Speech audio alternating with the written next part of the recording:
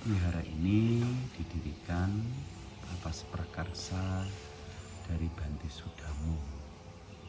Ya, pada awal tahun 80-an beliau kesini membina di sini. Beliau sendiri kelahiran Sumeneb. Bante Sudamu ditabis di Thailand sana, di Thailand.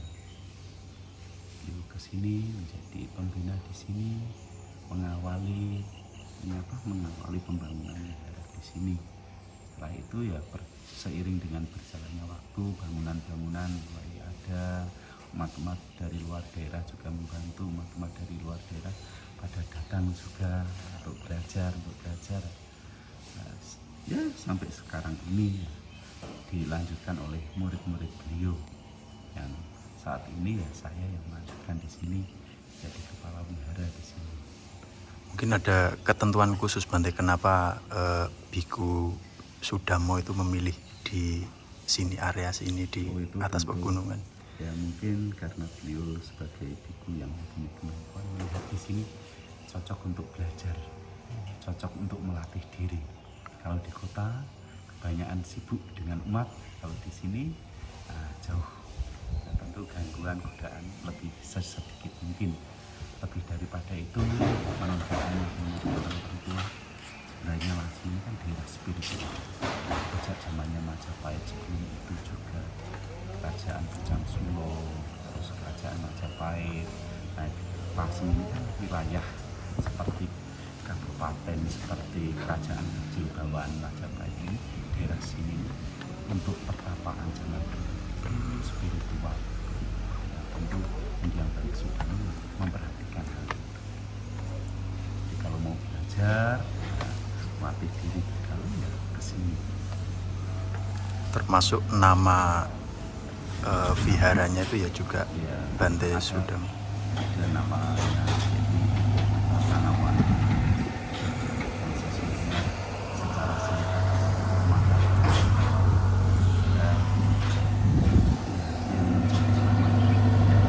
memberi kilauan yang bermakna dari hutan ini.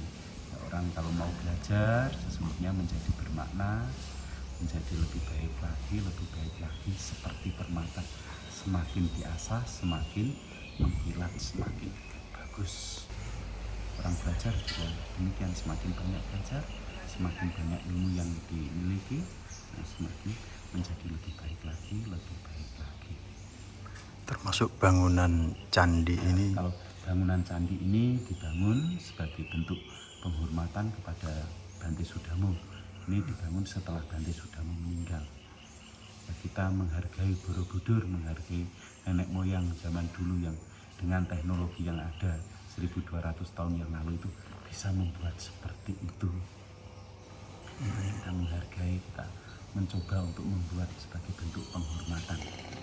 Di samping itu juga untuk religi, untuk doa di sini, untuk membabarkan dhamma, untuk mencari ketenangan, juga mengingat jasa-jasa perjuangan dari Bante Sudarmo, karena di candi ini di dalamnya ada makam Bante Sudarmo. Bante Sudarmo dimakamkan di candi ini. Nanti ketemu dengan Bante saya Sudarmo? Ketemu. Saya belajar dengan beliau 5 tahun. Ceritanya Pak? Ya, sebagai anak asuh belajar dengan beliau di sini. Kalau di mata Bante sendiri, Bante Sudarmo itu seperti apa orang? Saya sosok katakan beliaunya itu sosok yang punya kepedulian di dalam pendidikan, juga punya kedisiplinan, terus punya kepedulian di dalam masyarakat. Ya, beliau juga ada anak asuh di dalam masyarakat, juga beliau berkecimpung. Ya, termasuk salah satunya membangun jalan ini, bantu pembangunan jalan dari bawah sampai ke wihara ini. Juga Bante Sudarmo seperti itu. Terus ini membuat penampungan air, terus buat ini air mengalir untuk warga sini, bukan irigasi, tapi untuk baik di sini juga membangun wihara ini, memberikan teladan, memberikan inspirasi untuk menjadi lebih baik. Sejak umur berapa Bante jadi anak asuhnya? Saya sejak SMA kelas 1.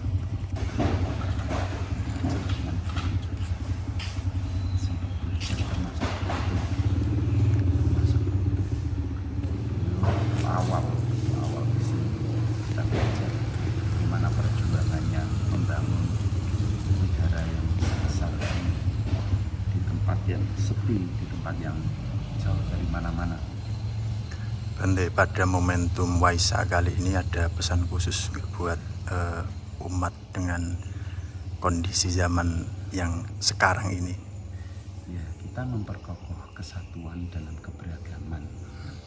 Jangan karena kepentingan politik, jangan karena kepentingan ekonomi, jangan karena kepentingan diri pribadi kita mengorbankan persatuan. Walaupun kita berbeda, sesungguhnya kita satu di dalam kemanusiaan.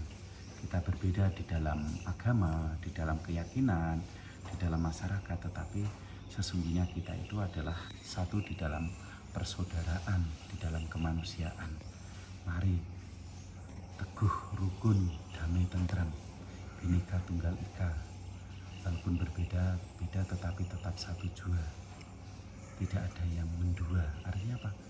Ya, untuk kerukunan bersama, mari kita jaga, kita rawat Indonesia tercinta ini dengan baik-baik.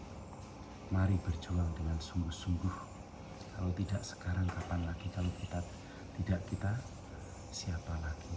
Ya, dimulai dari diri kita masing-masing, menjadi contoh, menjadi teladan, menjadi lagu hidup yang baik untuk semuanya, memberi manfaat. Karena sebaik-baiknya orang adalah yang bisa memberi manfaat kepada yang lainnya, memberi manfaat kepada yang lainnya.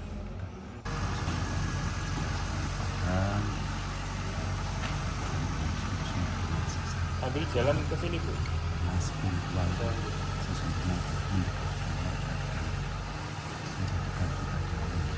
Jangan karena spiritual kita mengatakan pasti yang berbeda itu masalah, yang sama itu masalah. Kita bagian dari alam, bagian dari masyarakat, bagian dari bangsa ini harus rukun, damai, tentram di dalam keberagaman.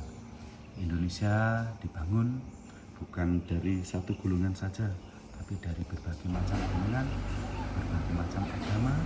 Satu, kita mengisi kemerdekaan, mengisi kehidupan ini menjadi lebih baik lagi. Jangan bertanya dapat apa tadi, bertanya kita bisa memberikan apa di dalam kehidupan ini. Kalau kita sudah banyak berjuang, kalau kita sudah banyak berusaha dengan baik, ya tidak ada kekhawatiran. Kapanpun, dimanapun kita siap untuk menghadapi kehidupan ini. Ingat, kehidupan ini tidak pasti. Kematian itu pasti datang. Berjuang dengan sungguh-sungguh. Berjuang dengan sungguh-sungguh mencapai yang terbaik di antara yang baik-baik. Dengan ya cara yang terbaik, ya. Tidak merugikan, memberi manfaat kepada semua makhluk. Begitu. Itu banyak ya bela diri. Ya, ada tokoh-tokoh bela diri yang terkenal, Ip Man, ya, ada Jet Li, Jackie Chan, Sammo Hung dan lain sebagainya. Nah, sesungguhnya itu memang ada bela diri itu ada. Kenapa di sana diadakan seperti itu? Karena ya di sana kita tahu di Cina itu kan daerahnya dingin, yaitu untuk olahraga.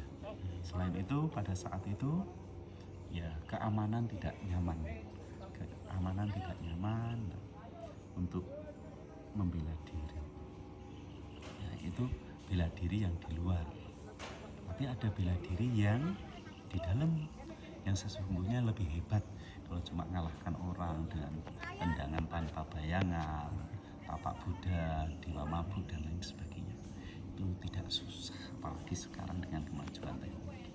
Ada bela diri yang lebih hebat lagi, yaitu dengan pengendalian diri, dengan praktek moralitas, praktek meditasi, praktek kebijaksanaan. Itu menjadi lebih aman, lebih damai.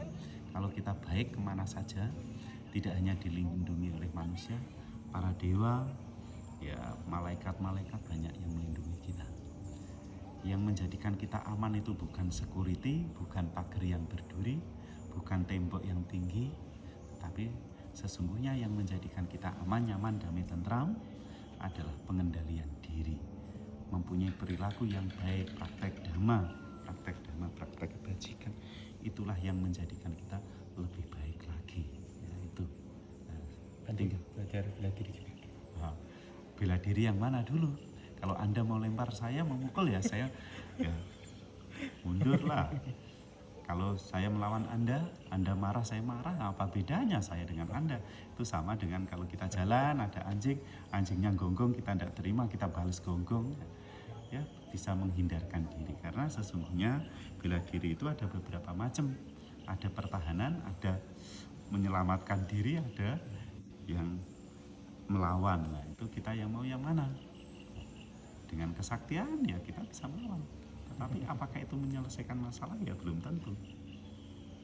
Nah, kalau meditasi, baca parita, sudah barang tentu. Nah, kalau yang paling dasar itu kan kuda-kuda dulu, terus setelah kuda-kuda itu latihan apa kan begitu.